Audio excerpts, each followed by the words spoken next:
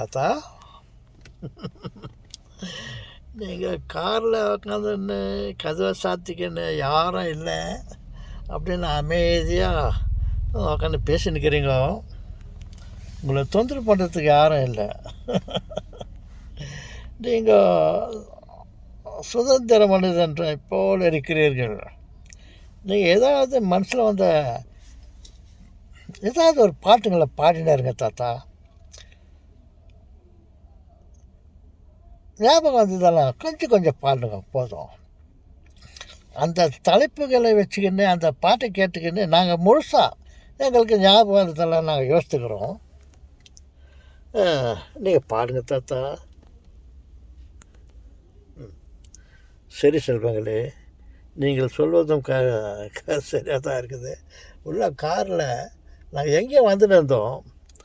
எல்லோரும் அவங்க ஷாப்பிங்க்கு எதோ போயிட்டுருக்குறாங்க. சரி, நான் இங்கே தனியாக உக்காந்துருக்கிறேன். அவர் சொன்னது தனிமையிலே இனிமை காண முடியுமான்னு ஒரு கேள்வி போட்டார். ஆனால் நான் எனக்கு தனிமையில் இருக்கிறது எனக்கு வசதியாகுது. அதனால் நீங்கள் கேட்ட மாதிரி ஏதாவது சில பாட்டுகளை பாடுறேன். பல குறைகள் இருக்கும் அந்த பாட்டில். வார்த்தை பிழை, வரிசை பிழை, இசையில பிழை. அந்த பிழையிலும் சில பிழைகள் இருக்கலாம். கண்டு கொள்ளாதீங்க. தாத்தா தானே, வயசானவர். அவர் என்ன தப்பு பண்ணாலும் நீங்கள் மன்னிச்சிருக்கோம். குழந்தை போல் தாத்தாக்களும் ஒரு பிறவிகளெல்லாம் எல்லோரும் ஓகே செல்வங்களே. அதுக்குள்ளே எல்லாம் வந்துட போகிறாங்க. நான் ஒரு 2-3 பாட்டு தெரிஞ்ச பாட்டை பாடுறேன். ஓடி ஓடி உழைக்கணும், ஊருக்கெல்லாம் கொடுக்கணும், அன்பை நாமே வளர்க்கணும். என்னது? ஓடி ஓடி உழைக்கணும், ஓய்ந்திருக்கலாகாது பாப்பா,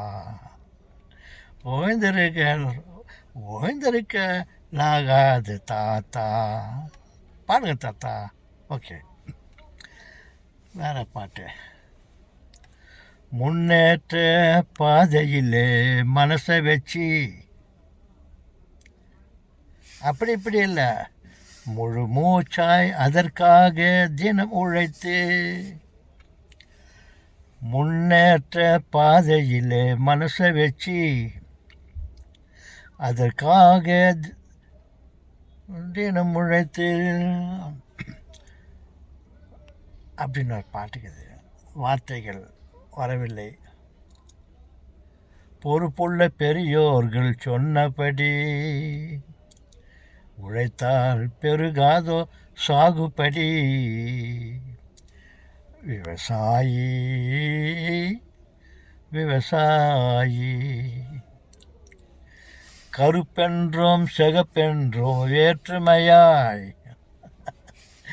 கருப்பென்றும் சிகப்பென்றும் வேற்றுமையாய், கருதாமல் எல்லோரும் ஒற்றுமையாய், பொறுப்புள்ள பெரியோர்கள் சொன்னபடி உழைத்தால் பெருகுமே சாகுபடி. ஆமாம் தாத்தா, உழைக்கணும், ஓடி ஓடி உழைக்கணும். பெரியவங்க சொன்ன மாதிரி கருப்பென்றும் சிகப்பென்றும் வேற்றுமையாய் கருதாமல் எல்லோரும் ஒன்றாக உழைக்க வேண்டும், ஒன்றுபட்டு வாழ வேண்டும், ஒன்று சேர்ந்து உண்ண வேண்டும். பாருங்கள் செல்வங்களே, ஒன்றுபட்டு உண்ண வேண்டும் என்று சொன்னவுடன் எனக்கு அந்த காக்கா கூட்டத்தை ஞாபகம் வந்தது. பாருங்கள், அதுக்கு கிடைச்ச உணவை எனக்கு மட்டும் கச்சிச்சு சைலண்ட்டாக சாப்பிட்றணும் என்ற சுயநலம் இல்லாமல் எல்லோரையும் கூப்பிட்டு பகிர்ந்து உண்டது. ஒரே இடத்துல இருக்கிற உணவை எல்லா பறவைகளும் வந்து அமர்ந்து கொண்டு ஒரே பிளேட்டில் இருக்கிறத சாப்பிட்டுச்சு.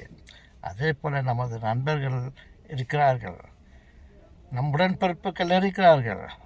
அவர்கள் ஒரே தட்டினிலே உணவை வைத்துக்கொண்டு அதை சுற்றி எல்லோரும் அமர்ந்து கொண்டு உண்பார்கள், உண்டு கொண்டு இருக்கிறார்கள்.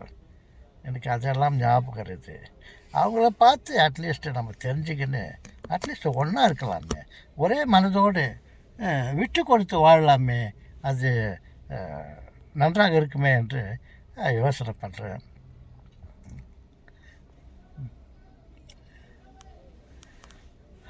அப்புறம்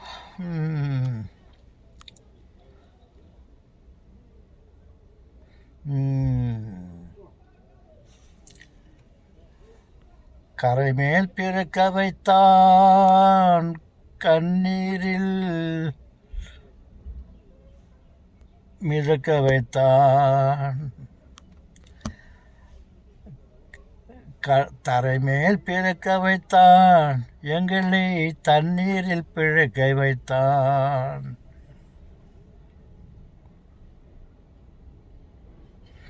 அவனுடைய சோக கதை. அதே போல தான் தங்க வயலிலே உழைத்த மக்கள் ஒரு பாதுகாப்பு இல்லாமல் உழைத்து கொண்டிருக்கிறார்கள். வாழ்வதற்காக வேலையில் சேர்ந்த மக்கள், தொழிலாளர்கள் சாவதற்கு உள்ளாகி கொண்டிருந்தார்கள். ஒரு பெரிய சுரங்கத்தை தங்க வேண்டும் என்ற காரணத்தால் ஒரு பெரிய சுரங்கத்துக்குள்ளே உழைக்க ஆரம்பித்தார்கள். உள்ளே போனோம், வெளியே வந்தால் தான் பணம். அது கூட சிறிதளவு தான். அந்த தங்கத்தை அவன் அபேஸ் பண்ணின்னு ஏதோ நாய்க்கு எலும்பு போடுற மாதிரி சிறிதளவு பணத்தை கொடுப்பான், ஊதியத்தை கொடுப்பான், ரத்தத்தை சிந்துவான், உயிரை விட்டு விடுவான். இப்படியெல்லாம் இருக்கும்போது இப்படியும் சிலர் பாடுவார்கள்.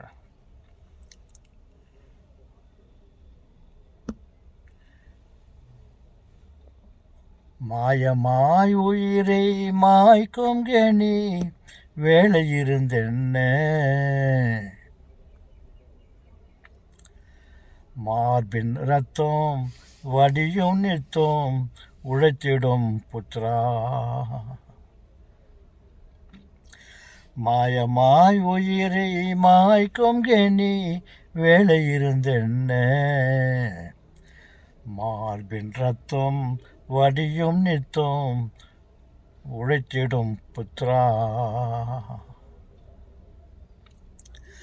பாறைக்குள்ளே படர்ந்திருக்கும் பசு நிற தங்கம், பாறைக்குள்ளே படர்ந்திருக்கும் பல நிற தங்கம், அதை பக்குவமாய் பிளந்தெடுக்கும் பாட்டாளி சிங்கம் அப்படின்னு அந்த உழைப்பாளிகளை, பாட்டாளிகளை பார்த்து பலர் பாடிக்கொண்டிருந்தார்கள். இப்பொழுது அந்த வேலையும் இல்லை, தங்கம் எடுப்பதில்லை. ஓகே செல்வங்களே,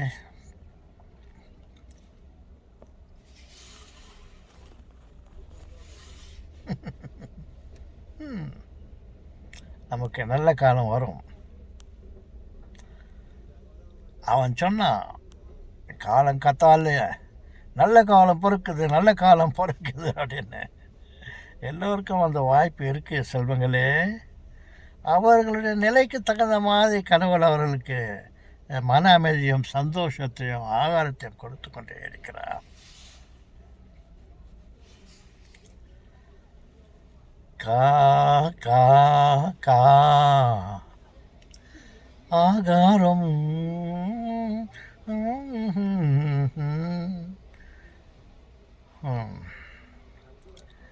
எச்சிலை தண்ணிலே எழுதியும் சோட்டுக்கு பிச்சைக்காரர் சந்தை ரோட்டிலே, இனித்தவன் பழுத்தவன் இனச்சண்டை பணச்சண்டை எத்தனையோ எந்த நாட்டிலே. எத்தனையோ சண்டை சண்டை இந்த நாட்டில் வீட்டில் உலகத்தில்